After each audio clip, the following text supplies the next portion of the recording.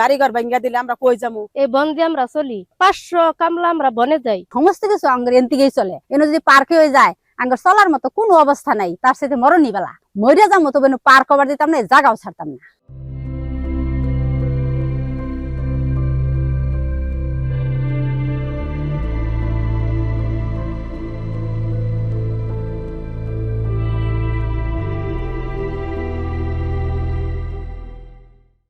একু পাকরে আমরা চাই না, আঙ্গের দরকার না একু পার্কে। আমরা কৃষি কাম করি, কৃষি আবাদ করে আমরা বাল বাচ্চা নিয়ে কাই কামলা দিয়া খাই। আমরা রাত্রে বেলায় মনে করেন যাই জোড়ার হাইতাই রান্দা বাড়া করে খাইয়া আমরা ঘরে শুইয়া থাকি বাল বাচ্চা নইয়া।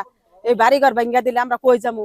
একু পাকরে আঙ্গের দরকার না। সমস্যা, বিরাট সমস্যা, আমরা কাজ করতে পারি না, খাইতে পারি না। এই বন দিয়ে আমরা চলি, 500 কামলা আমরা বনে যাই, যাইয়া কাজ করি, টাকা আনি, পরে খাই। আর আমার বাড়িঘর পাকড়ে করে ভেঙে দেবেন, আমরা থাকবো কই, বাল বাচ্চা নিয়ে যাবো কই? এতগুলা লোক, 500-1000 লোক আমরা পাহাড়ে কাম করে খাই, বনে কাম করে খাই। তাহলে এটা যদি ভেঙে দেন তাহলে আমরা কোনো যাবো? এখানে পরিবার আছে প্রায় 450 থেকে 500 পরিবার আছে। আর এরা সবার বাড়িঘর এই পার্কের ভিতরে, আন্ডারের ভিতরে পড়বে। এরা সকলেই উচ্ছেদের মাধ্যমে পড়ে যাবে। আর যদি এই বাড়িঘর উচ্ছেদ হয়, এদের কর্মজীবী এখানে বাড়িঘরে এখানে এরা যাবে কোথায়? তারা সবাই ক্ষতিগ্রস্ত হবে। আর বাহির থেকে আরো অনেকজন লোকজন এখানে আবাদ ফসল করে, ফসলাদি আছে।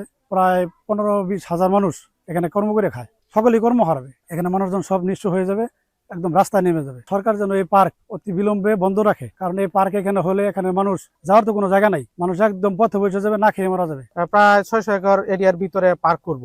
আমরা তো এই বনাঞ্চলের ভিতরে 400-500 পরিবার, আমরা একটা উচ্ছেদ আতঙ্কের ভিতরে আছি। আমরা তো সরকারি বনাঞ্চলের ভিতরেই এখনো বসত বাড়ি করে রয়েছি।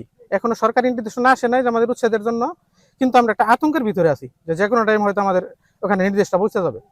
আমরা আসলে এই ইকো পার্ক চাই না। আমাদের বিকল্প বলতে, আমাদের তো বিকল্প যদি করে দেয় তাহলে তো আমাদের এই গ্রাম ছাড়তে হবে, যেহেতু আমাদের বাপদাদারা এখানে ছিল, আমাদের জন্মস্থান এখানে। আমাদের বিকল্প রাস্তাগুলো তো আমাদের এই জায়গায় নাই আর কিছু। এখানে আমার মাননীয় প্রধানমন্ত্রীর কাছে একটা আবেদন, যাতে আমাদের আমরা এলাকাতে বসবাস করতে পারি, যেহেতু আমাদের বাপদাদার এই জায়গায় ছিল। আমরা যেভাবে আছি এভাবে থাকতে চাই। পাহাড়ে আমরা বসবাস করতেছি, আঙ্গের বাপদাদারা বসবাস করছে, আঙ্গের জন্মস্থান, আঙ্গের কর্মসূচি। আমরা কামাই রোজগার করিয়া আনারস আবাদ করি, হলুদ আবাদ করি, কামলা দেই বা নিজের আবাদ করি। সকল কিছু খাওয়ন, বরণ পোষণ, চিকিৎসা, ফুলাফান লেখাপড়া করা, সমস্ত কিছু আঙ্গের এনতিকেই চলে। এনে যদি পার্কে হয়ে যায় আঙ্গের চলার মতো কোনো অবস্থা নাই, তার সাথে মরণই বেলা মরিয়া যাবো, তবে পার্ক কভার দিতাম না, জায়গাও ছাড়তাম না। এখানে পার্ক হলে দেখা যাচ্ছে মানুষ অনেকে নিজস্ব কোনো জমি জমা নেই, খাস জমি, এগুলো চাষাবাদ করে তারা তাদের জীবিকা নির্বাহ করছে।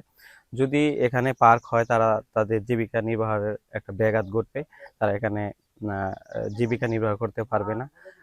অনেক মানুষ এখানে দেখা যাচ্ছে তারা কিভাবে তারা সংসার চালাবে এটা দিশাহারা হয়ে পড়বে। এটা মানে সরকারের জমি, এটা বন বিভাগের জমি, এটা সংরক্ষিত বন, এবং এই জমির খাজনাও সরকারই দিচ্ছে। কেউ যদি থেকে থাকে সেটা আমরা আলাপ আলোচনা করে করবো। এই মুহূর্তে কোনো উচ্ছেদের মানে আমাদের কোনো প্ল্যানিং নাই। সেখানে যারা যে অবস্থায় আছে সেটা দেখে গণতান্ত্রিক সরকার ও হায়ার অথরিটি যেভাবে সিদ্ধান্ত দেবে আমরা সেভাবে ব্যবস্থা নিই। আসলে ভাবনা বলতে এটা আমাদের নির্বাচনী ইশতেহারেও ছিল যে আমরা বরবিলাকে পর্যটন কেন্দ্র করব, আর পাশাপাশি সন্তোষপুরকে ইকো পার্ক হিসেবে গড়ে তোলা। ইতিমধ্যে আমরা সংসদেও কথা বলেছি, তারপর মন্ত্রণালয়ে যোগাযোগের মাধ্যমে ইতিমধ্যে আপনারা দেখেছেন এটা গেজেটভুক্ত হয়েছে, আলহামদুলিল্লাহ। তো এটা বাস্তবায়নের প্রক্রিয়া একটু সময় লাগবে। আসলে ডিপিপি তৈরি হবে, এটা পরিকল্পনা মন্ত্রণালয়ে যাবে, একনেকে পাস হবে। তো এই প্রক্রিয়াগুলো সম্পন্ন করতে বেশ সময় লাগবে, নির্ধারিত যে সময়টুকু লাগবে সেটা এরপরেই ইনশাল্লাহ বাস্তবায়নের কাজ শুরু হবে। তবে এক্ষেত্রে জনগণকে আসলে আমি বলতে চাই, ফুলবাড়িয়াবাসীকে, যে এটা ফুলবাড়িয়াবাসীর জন্য আশীর্বাদ। আসলে যোগাযোগের কেন্দ্রভূমি হবে, এখানে প্রান্তিক জনগোষ্ঠীর আয় বৃদ্ধি পাবে। তাদের এখন একটা রিক্সাওয়ালা যা আয় করে তার 3 গুণ 4 গুণ আয় করবে। আর এখানে যারা একটু শঙ্কিত তাদের ভূমি নিয়ে, তাদের ক্ষতিপূরণ নিয়ে, আসলে এখানে কারো ক্ষতি হবে না, বরং যারা ওখানকার বাসিন্দা আছে তাদেরকে সরকার অবশ্যই যথাযথভাবে তাদের বসতি সেখানে থাকবে, তাদেরকে সাথে নিয়েই তাদের অধিকারকে সংরক্ষণ করেই এখানে আসলে ইকো পার্ক হবে। এই মিথ্যা একটা অপবাদ অপপ্রচার ছড়ানো হচ্ছে। এটা আমি মনে করি যে ফুলবাড়িয়াবাসী সবাইকে সতর্ক হওয়া দরকার, এবং আপনাদের মাধ্যমে এটা আমি বলতে চাই যে এটা ফুলবাড়িয়ার প্রতিটি জনগণের জন্যই এটা আসলে একটা ভালো খবর, এবং তাদের অর্থনৈতিক সমৃদ্ধির খবর। এটা শুধু ফুলবাড়িয়া না, সারা দেশের জাতীয় অর্থনৈতিক সমৃদ্ধির একটা কেন্দ্র হবে ইনশাআল্লাহ।